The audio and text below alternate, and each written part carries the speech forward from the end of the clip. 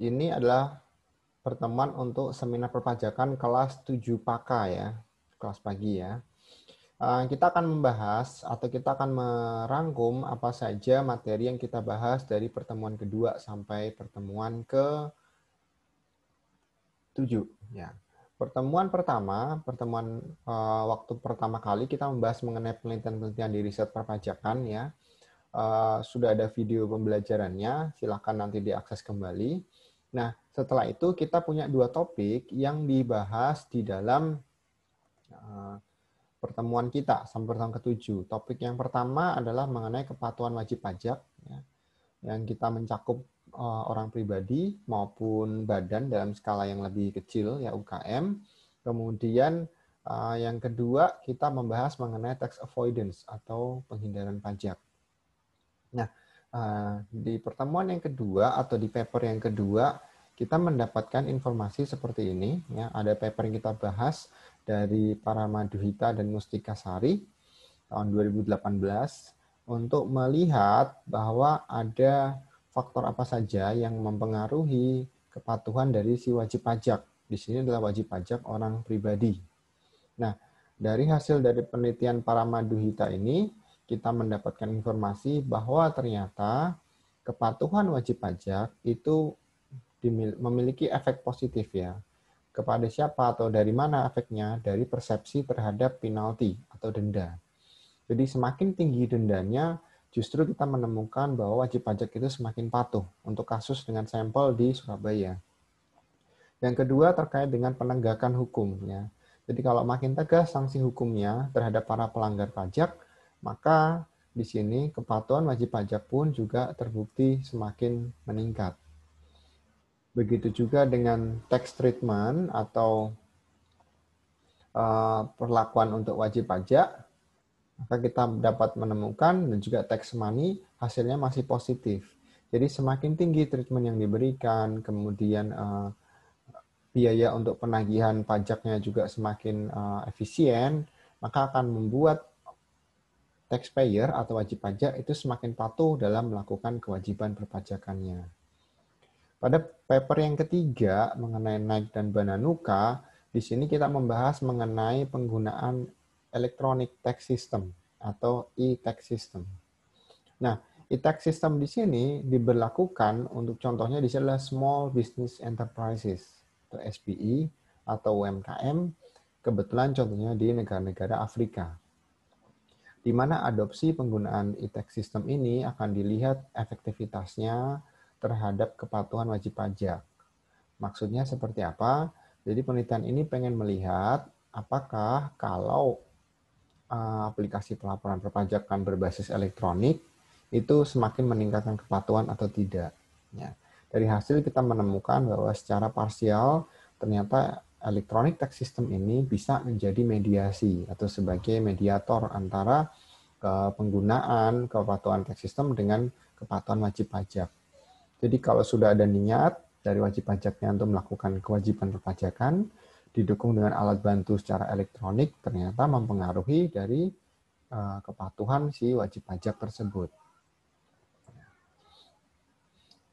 Pada paper yang keempat, kita membahas mengenai efek perubahan tarif ya. Bukan tarif wajib pajaknya, tapi justru tarif dari PTKP, kemudian ada beberapa tarif pajak penghasilan, PPN, dan PPNBM di lingkup Kanwil DJP Jakarta Jawa Timur 2. Ya. Di sini dari penelitian Lasmana dan Rodia. Nah, kita akan melihat relevansinya seperti apa.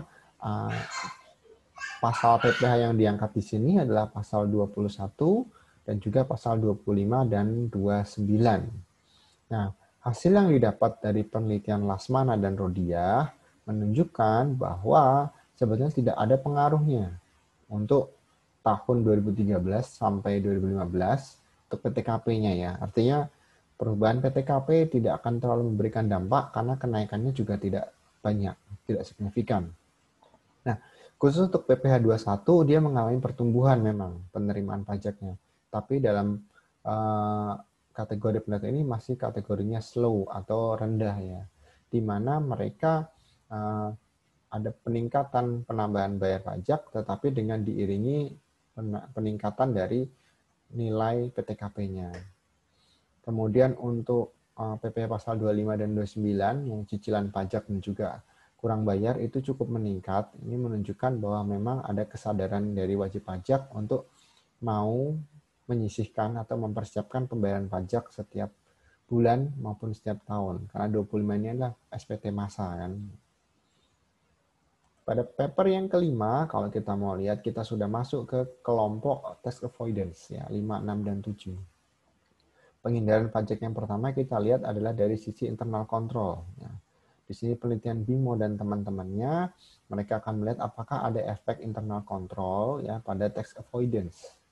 Apa itu internal control? Artinya ada sisi pengawasan dari dalam perusahaan yang akan menjaga bahwa mereka melakukan kewajiban perpajakan dengan baik dan benar. Dua kelompok yang dibuat di sini adalah family ownership dan juga environmental uncertainty. Nah, dari hasil yang didapatkan ada ternyata pengaruhnya, tetapi dari family ownership. Jadi dengan adanya organ keluarga atau kelompok keluarga yang ikut mengawasi di dalam kepemilikan perusahaan, itu ternyata bisa membantu untuk perusahaan bisa melakukan kewajiban perpajakan dengan baik dan benar. Karena sebagian besar dari perusahaan di Indonesia itu memang masih ada yang family ownership atau kepemilikannya keluarga. Dan mereka tidak mau banyak berdampak atau terkena dampak dari kasus hukum atau kasus-kasus sidang perpajakan yang memang membahayakan mereka. Sehingga pasti akan mereka jaga supaya tidak ada pelanggaran-pelanggaran yang terjadi atau denda yang akan dimunculkan terkait dengan bisnis dan usaha sendiri. Di paper yang ke-6, kita juga masih membahas mengenai tax avoidance. Tapi di sini peran dari negara dan juga aturan-aturan yang digunakan melalui derivatif keuangan. Apa itu derivatif? Derivatif adalah alat untuk melakukan transaksi keuangan tetapi dengan fungsi-fungsi turunannya, misalnya saham, obligasi, kemudian future, exchange, dan sebagainya. Nah, apa yang mau diteliti oleh penelitian ini ingin melihat sekalian dengan country tax environment atau peraturan perpajakan yang berlaku di negara tersebut. Nah, hasil ini terbukti positif ya. Artinya Indonesia cukup memfasilitasi para praktisi keuangan ya yang mau memanfaatkan instrumen-instrumen keuangan dan sekaligus membantu mereka untuk menghemat pajak. Jadi ada celah-celah positif yang memang bisa menolong mereka mengurangi tingginya beban pajak di Indonesia. Karena untuk pajak badan biasanya kan 25% ya. Maka dengan adanya financial derivative atau penggunaan instrumen keuangan ini membantu mereka dalam mengurangi beban pembayaran pajak. Ini khususnya di Indonesia ya, dan kalau kita bandingkan dengan negara-negara yang lain, bisa jadi ya, di Southeast Asia, di sini perbandingannya adalah Filipina, Indonesia, Malaysia, dan Singapura. Kita termasuk kelompoknya mereka. Jadi di negara-negara ini juga sama, mereka sedang membuat para pengusaha di sana menggunakan instrumen keuangan untuk membantu mereka menekan beban pajak badannya mereka.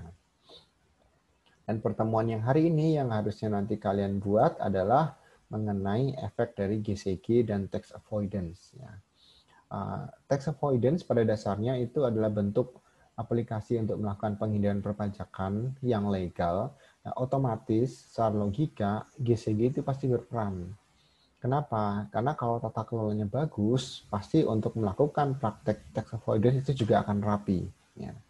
Ini contohnya saja di tahun 2010 sampai 2013, menarik untuk kita teliti karena pada saat ini, tahun-tahun ini adalah tahun recovery. Recovery apa ya? Recovery dari krisis global 2008 sampai 2010. Indonesia tidak terlalu berdampak, tetapi efek dari ini ya, efek dari krisis global, Indonesia juga mengalami perlambatan pertumbuhan di sektor bisnis.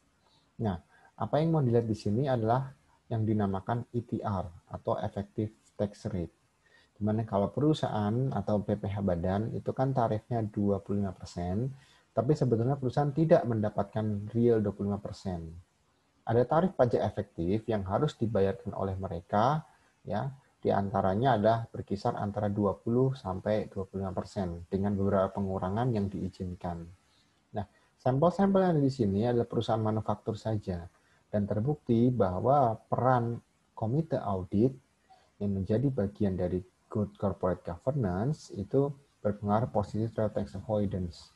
Artinya komite audit di sini menjaga supaya perilaku perpajakan itu tetap pada koridor yang sesuai atau tepat pada koridor yang memang ada di dalam peraturan hukum dan perundang-undangan. Oleh karena itu, mereka menjaga supaya kewajiban perpajakan dijalankan dengan baik dan benar tanpa ada hambatan-hambatan. Ini tugasnya si komite audit.